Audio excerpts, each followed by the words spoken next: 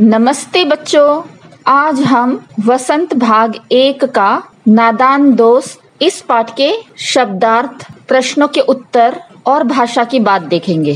शब्दों के अर्थ में हम सबसे पहला शब्द देखेंगे कार्निस, जिसका अर्थ है दरवाजे के ऊपर बना हुआ छज्जा। शुद्ध का अर्थ है होश, तसल्ली का अर्थ है दिलासा, फुर्र का अर्थ है तेजी से, जिज्ञासा का अर्थ है जानने की इच्छा, तकलीफ का अर्थ है परेशानी, प्रस्ताव का अर्थ है सुझाव, उधेड़ बुन का अर्थ है समस्या का हल खोजना, आखिरकार का अर्थ है अंत में, सुराख का अर्थ है छेद, हिकमत का अर्थ है उपाय, हिफाजत का अर्थ है सुरक्षा, दबी आवाज से इसका अर्थ है धीमे से, वरना का अर्थ है नहीं तो, चिथड़े का अर्थ है फटा पुराना, आहिस्ता का अर्थ है धीरे, चटनी कर डालना का अर्थ है खूब पिटाई करना, चीज का अर्थ है वस्तु, चेहरे का रंग उड़ने का अर्थ है चेहरा उतर जाना, सहमी हुई का अर्थ है डरी हुई, उजला का अर्थ है साफ, छोटी का अर्थ है छड़ी, तरस का अर्थ है दया, भीगी बिल्ली का अर्थ है डरा हुआ, थामना का अर्थ है पकड़ना, सूरत का अर्थ है शक्ल, हिफाजत का अर्थ है सुरक्षा, जोग का अर्थ है कोशिश, अफसोस का अर्थ है दुख, सत्यानाश का अर्थ है पूरी तरह बर्बाद। अब हम पाठ में आए प्रश्नों के उत्तर देखेंगे। पहला प्रश्न है, केशव और श्यामा के मन में अंडों को देखकर तरह तरह के सवाल क्यों उठते थे? इसका उत्तर है, केशव और श्यामा छोटे बच्चे थे, इसलिए अंडों को देखकर उनके मन में अनेक प्रश्न उठते थे। वे अंडों के बारे में जानना चाहते थे और वे अंडों के बारे में अनुमान लगाते थे। अगला प्रश्न है, अंडों के बारे में दोनों आपस ही में सवाल जवाब करके अपने दिल को तसल्ली क्यों दे दिया करते थे? इसका उत्तर है, केशव और श्यामा की माताजी घर के कामों में बहुत व्यस्त रहती थी और उनके पिता के पास पढ़ाई लिखाई का कार्य हुआ करता था। उन दोनों के सवालों का जवाब देने के लिए कोई नहीं रहता था, इसलिए वे स्वयं ही एक दूसरे के सवालों का जवाब देकर तसल्ली दे दिया करते थे। अंडों के टूट जाने के बाद माँ के यह पूछने पर कि तुम लोगों ने अंडों को छुआ होगा के जवाब में श्यामा ने क्या कहा और उसने ऐसा क्यों कहा? इसका उत्तर इस तरह से है, श्यामा ने अपनी माँ को सच बता दिया कि भैया ने अंडों को छुआ था। उसने डर के मारे माँ को सब कुछ सच सच बता दिया। अगला प्रश्न है, पाठ के आधार पर बताओ कि अंडे गंदे क्यों हुए और उन अंडों का क्या हुआ? इसका उत्तर है, केशव और श्यामा ने चिड़िया के अंडों की रक्षा करने के लिए उनके नीचे चिथड़े लगा दिए थे, परंतु कहा जाता है कि यदि चिड़िया के अंडों को छू लिया जाए तो वे अंडे गंदे हो जाते हैं, जिससे चिड़िया दोबारा सेती नहीं है। इनकी इसी नादानी के परिणाम स्वरूप चिड़िया ने उन अंडों को घोंसले से गिरा दिया। अब वो अंडे बेकार हो चुके थे, उनकी नादानी की वजह से अंडे बर्बाद हो गए। अगले प्रश्न में बताना है कि दिए गए विकल्पों में से सही उत्तर कौन सा है। प्रश्न है, अंडों की देखभाल के लिए केशव और श्यामा धीरे से बाहर निकले क्योंकि पहला विकल्प है, वे माँ की नींद नहीं तोड़ना चाहते थे। दूसरा विकल्प है, माँ नहीं चाहती थी कि वे चिड़ियों की देखभाल करें। तीसरा विकल्प है, माँ नहीं चाहती थी कि वे बाहर धूप में घूमें। इसका उत्तर इस तरह से है, अंडों की देखभाल के लिए केशव और श्यामा धीरे से बाहर निकले क्योंकि माँ नहीं चाहती थी कि वे बाहर धूप में घूमें। ग विकल्प वाला वाक्य एकदम सही है। अगला प्रश्न है, केशव और श्यामा ने चिड़िया और अंडों की देखभाल के लिए किन 3 बातों का ध्यान रखा?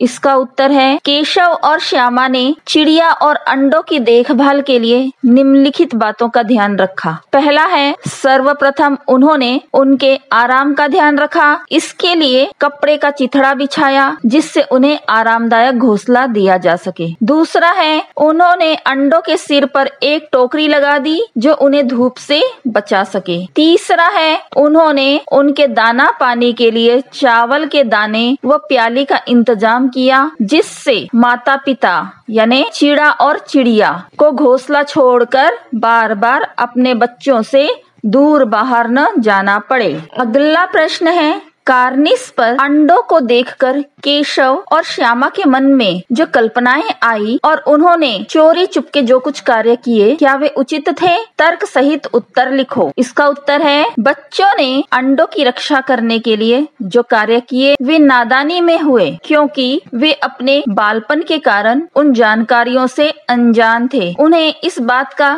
ज्ञान नहीं था कि चिड़िया छुए अंडों को दोबारा नहीं सेती। यदि उन्हें इस बात का ज्ञान होता तो वो इस तरह की गलती कभी नहीं करते, क्योंकि जब उन्होंने अंडों को जमीन पर टूटा हुआ देखा तो माँ के बताने पर कि अंडे छूने से खराब हो जाते हैं, उन्हें अपने किए पर बहुत पछतावा हुआ। हम उन्हें गलत नहीं ठहरा सकते, इसलिए तो लेखक ने इसका नाम नादान दोस्त रखा है, जो इस तथ्य को साबित करता है। अगला प्रश्न है, पाठ से मालूम करो कि माँ को हंसी क्यों आई। तुम्हारी समझ से माँ को क्या करना चाहिए था? उत्तर है, माँ की हंसी का कारण बच्चों की नादानी व अज्ञानता थी। जब उन्होंने बच्चों से अंडों के टूटने का कारण पूछा तो बच्चों ने बड़ी मासूमियत से कहा कि उन्हें गद्दी देने के लिए अर्थात आरामदायक घोंसला देने के लिए उन्होंने उन्हें चिथड़ों के ऊपर रख दिया था। तो माँ का गुस्सा हंसी में बदल गया। माँ को चाहिए था कि वो बच्चों